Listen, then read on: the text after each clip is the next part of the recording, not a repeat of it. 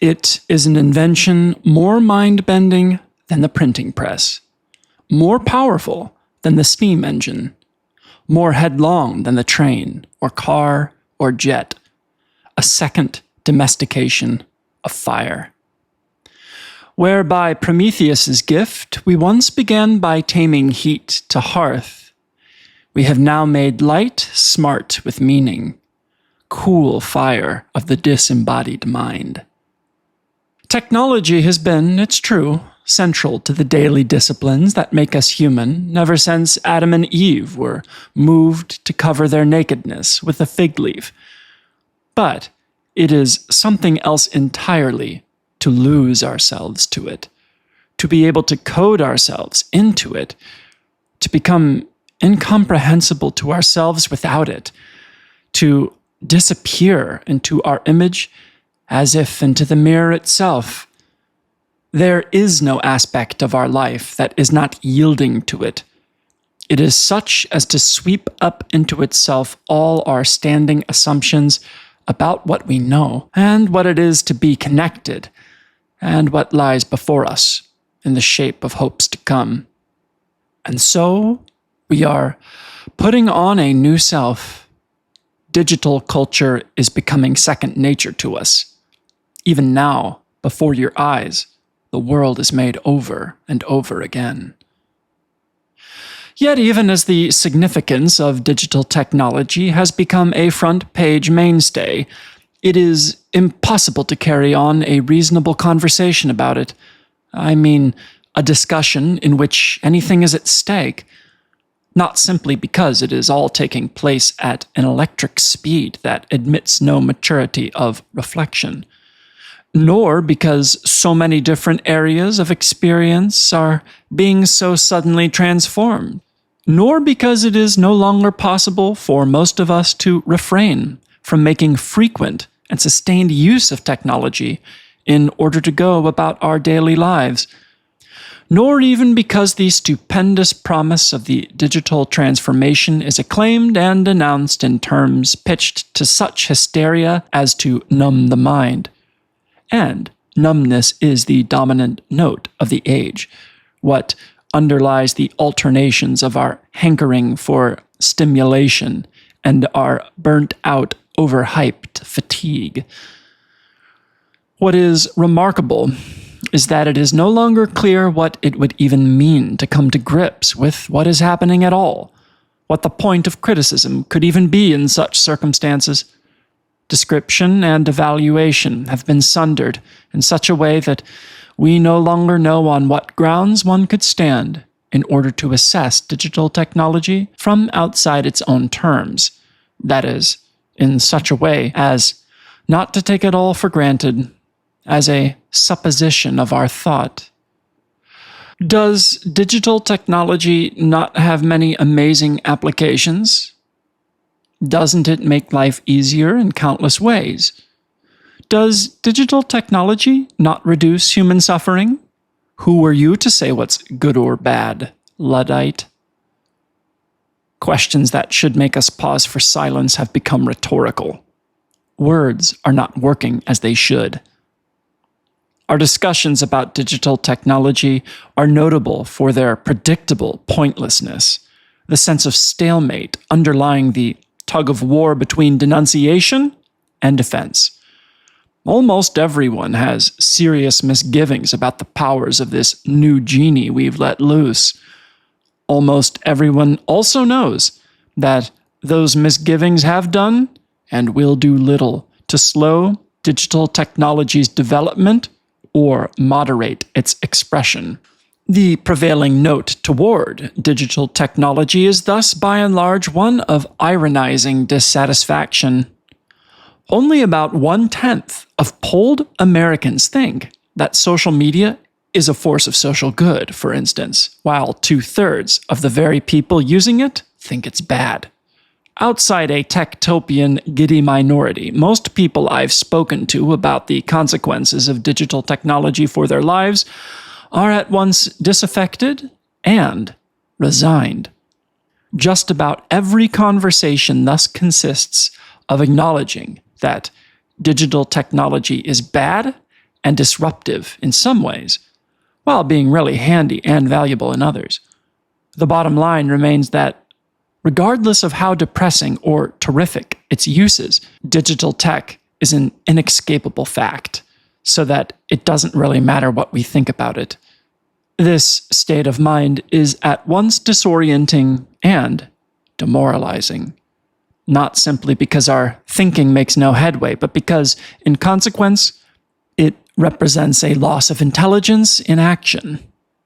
Where our words have no weight, we cannot make sense of experience. Where nothing is staked in thought, we are past caring about the terms in which we carry things into practice. These disparities between what we can think and say and do are the paralysis of those who have lost the way toward meaning. That is, those without a future. And it is impossible to understand what we can do about this when our own demise is happening before we know it. Why these disparities? It no longer seems sensible to ask, for one, whether digital technology is a good idea. Good for what? Good for whom? Are books a good idea? Is the alphabet? Not only are the pros and cons incommensurable, but it is not even clear what we are to measure them against. A world without the internet? Or how about the same internet, put to slightly different uses? Or a better internet? It is only possible to tally plus and minus within a well-defined framework of assessment, whereas we are in a situation in which the framework itself is moving, in which the objects of criticism are so protean as to render criticism inadequate.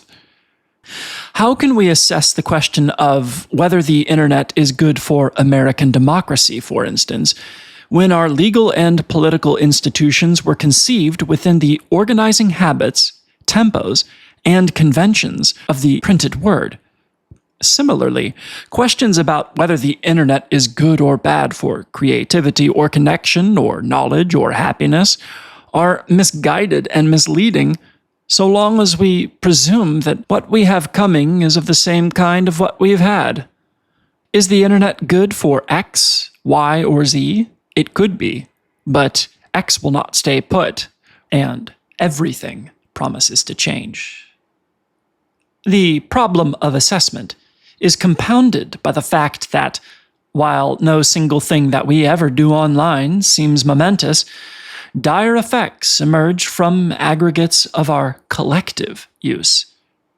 The internet, after all, is only ever other people, a permanent elsewhere. The sense of what the individual does at any given time is therefore disconnected and self-exempt from the knowledge that we ourselves are voting with our fingers, that we contribute to what the internet adds up to an unprecedented and strangely dismaying extent. It is true that no individual is responsible for what is happening. Everyone else is. The ugliest effects in this way unfold from humdrum causes. As systems are the watchword of our age, so clickbaiting is now the single most powerful force at work shaping the world. Its effectiveness is born from the small habits of banality. The more we encourage others to change the world, the less the individual can. These obstacles to critique are all too visible within our practice of critique itself.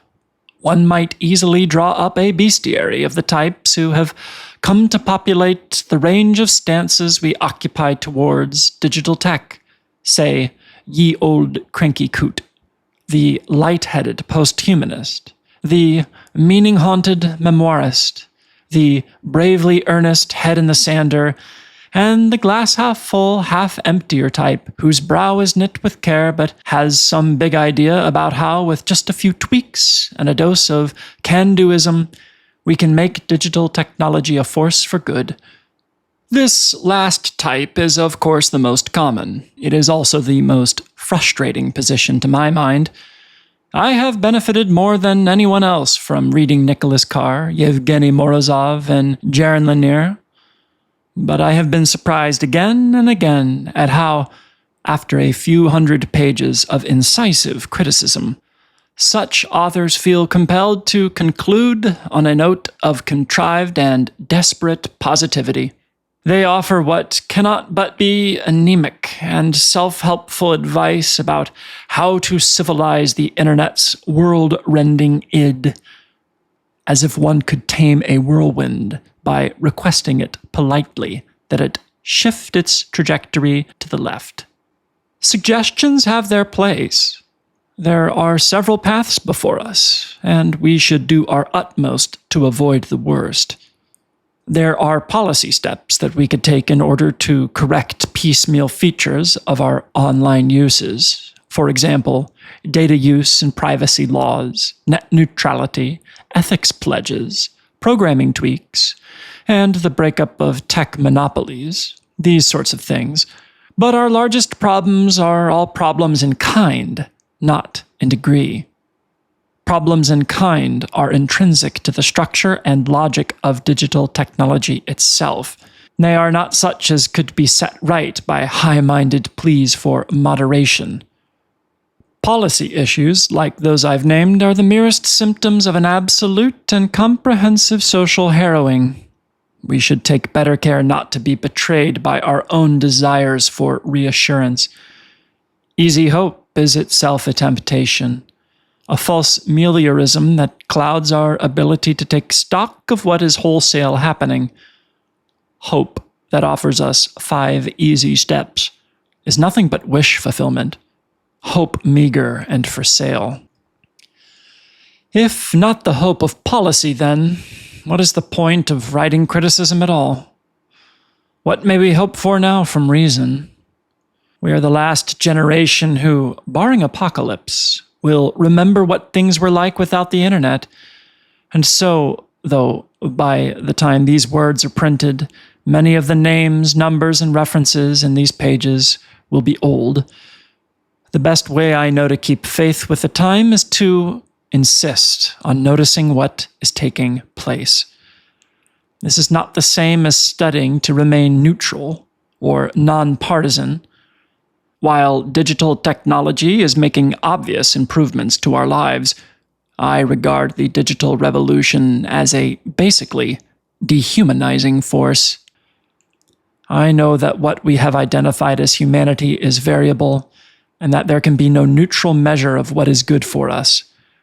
I only assume that there is a contrast between what we happen to choose and our heart's desire, between creature comfort and the joy that makes life worth living, between customer satisfaction and leading the lives we wish to lead. And it is our capacity to care for the difference between these two kinds of choices that constitutes our dignity as human beings. Yet, whether or not I happen to be right about these things, we should nonetheless continue to insist on attending to the difference between the real as it is and as it should be. When we no longer care to explain this difference, we will have left off believing in it.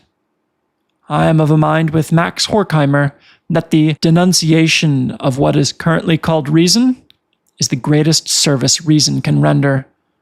And that is why what I do is called criticism.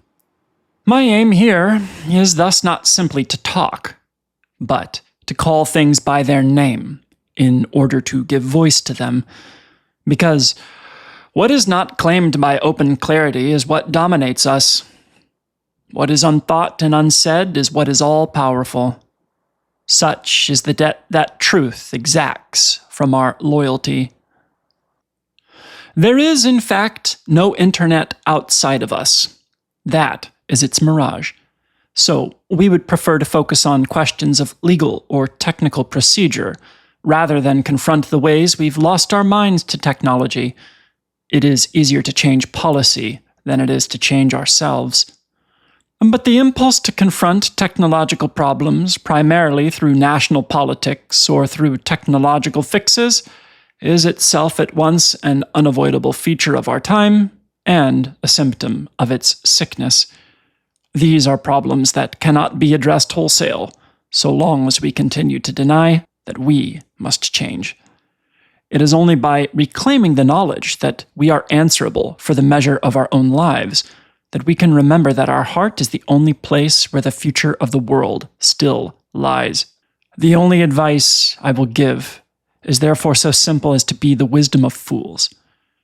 If you have started, stop. If you haven't, don't. And if you can't, then keep trying to think what you were doing. At any rate, have the courage neither to talk yourself out of the problems, nor to simplify them through hope for easy solutions. For hope would be hope for the wrong thing, as T.S. Eliot says in the Four Quartets.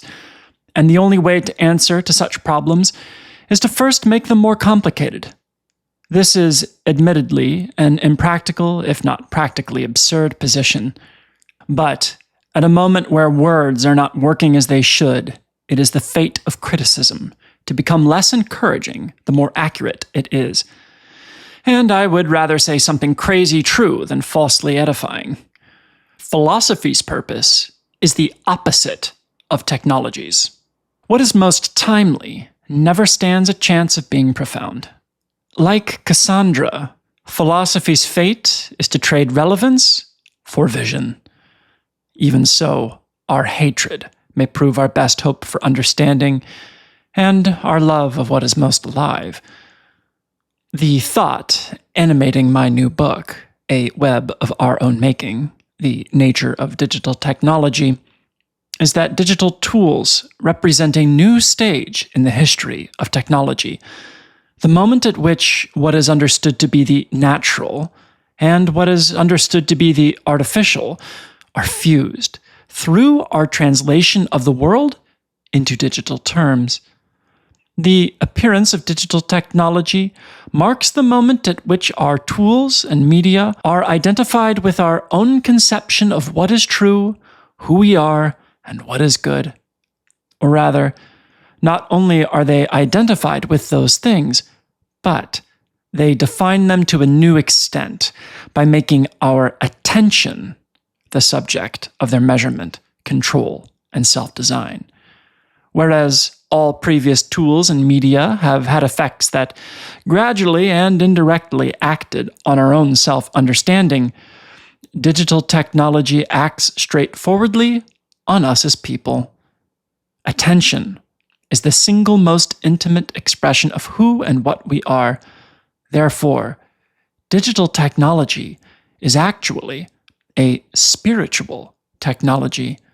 That is, it is a technology that increases our control of the world by increasing our control over ourselves. In doing so, it achieves an aspiration that has always been implicit in modern technology itself: the mastery of human nature. Digital technology, I believe, is our first, what I call, natural technology.